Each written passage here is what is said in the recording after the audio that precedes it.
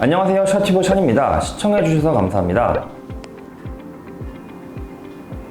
오늘은 학생들의 만족도가 상대적으로 높은 미국 대학교들에 대해서 말씀을 드릴게요. 어떤 대학교가 인기가 많은지, 그리고 어떤 대학교에 가면은 학생들이 졸업을 하고 그 다음에 재등록을 하는지, 이 여부를 말씀을 드릴 건데, 이 여부를 확인하기 위해서는 크게 두 가지가 필요합니다. 첫 번째는 4-year graduation rate, 두 번째는 retention rate.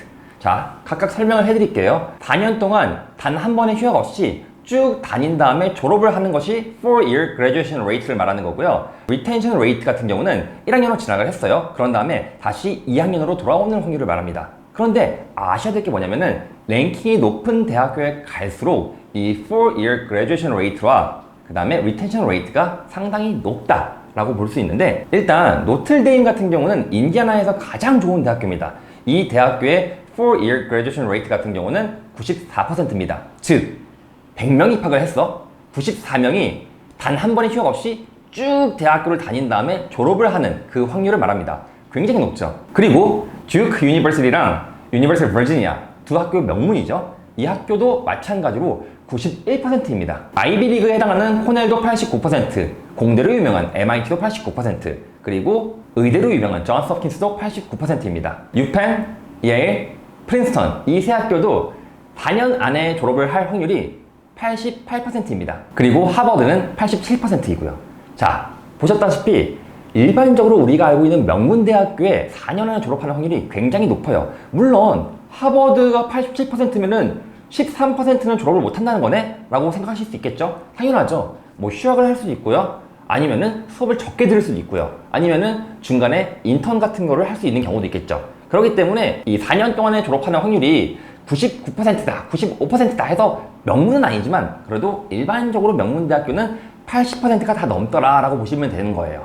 그러면은 60%대인 대학교들이 있을까요? 베일러 유니버시티, 그리고 샌프란시스코 유니버시티, 그 다음에 스니 스토니브루. 특히 스니 스토니브루 같은 경우는 4년 안에 졸업하는 확률이 65%라고 하나요. 그러면은 우리가 알고 있는 90% 대학교랑 65%는 대략 20% 정도의 차이가 있다는 거죠. 그 말은 뭐냐? 그만큼 학생들이 덜 좋아한다, 모교를. 이렇게 보실 수도 있는 거예요. 물론 대다수의 학생, 그러니까 60% 넘는 학생이 스니 스토니브룩을 졸업했기 때문에 싫어한다라고 볼 수 없지만 그래도 학교에 만족하지 않는 학생이 꽤 된다라고 보실 수 있겠죠. 그러면 이 4-year graduation rate가 아닌 retention rate, 이거는 진짜 중요한 게 뭐냐면 1학년 2학기까지 끝난 다음에 거의 대부분 학생들은 당연히 모교로 돌아가야지, 2학년을 해야지 라고 하면서 돌아갈 거 아니에요. 근데 이 확률도 명문대학교랑 비명문대의 차이가 꽤 있다는 거예요. 일단 MIT 99%, 콜롬비아 99%, 100명이 입학하면은 99명이 이제 2학년으로 복귀한다 라고 보시면 되겠죠. 듀크 대학교 그리고 노틀데임 대학교도 마찬가지로 리텐션 레이트가 98%입니다. 그러니까 노틀데임 같은 경우는 이 4-year graduation rate랑 리텐션 레이트가 둘 다 90%가 넘잖아요.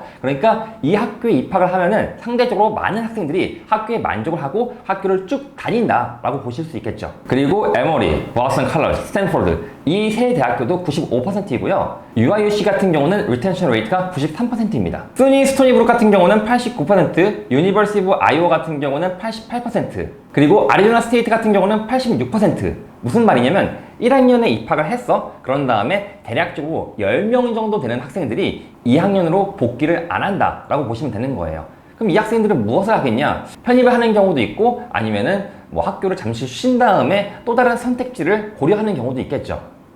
자, 무슨 말이냐면은 이 retention rate와 4-year graduation rate 같은 경우는 해당 학교에 다니는 학생들이 얼마나 자기 학교를 사랑하는지, 그리고 얼마나 자기 학교 커리큘럼에 만족을 하는지에 대해서 알 수 있는 굉장히 유의미한 지표예요.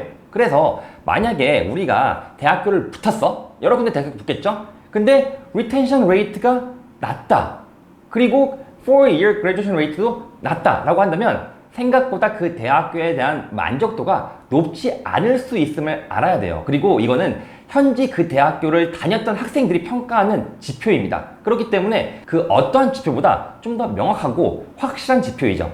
그래서 우리가 단순하게 학비 그리고 랭킹만 보면서 대학교를 선정하는 것이 아니라 그 대학교에 다녔던 학생들이 얼마나 만족을 하는지, 그 대학교 다녔던 학생들이 얼마나 다시 재등록을 하는지, 이러한 비율도 확인을 하고 선택을 하는 게 중요하다고 생각을 합니다. 그래서 오늘은 이제 4-year graduation rate, 그 다음에 retention rate 이 두 가지 지표를 가지고 얼마나 많은 학생들이 그 대학교를 좋아하고 만족하는지에 대해서 말씀을 드렸습니다. 이 내용은 확실한 증거고요, 팩트고, 그리고 이러한 내용을 기반으로 대학교를 선정하는 것도 하나의 포인트이기 때문에 대학교 지원하실 때 참고하시라는 측면에서 이렇게 영상을 제작하게 되었습니다. 항상 시청해주신 여러분 감사드리고요. 다음번엔 좀 더 유익한 영상으로 찾아뵙겠습니다. 감사합니다.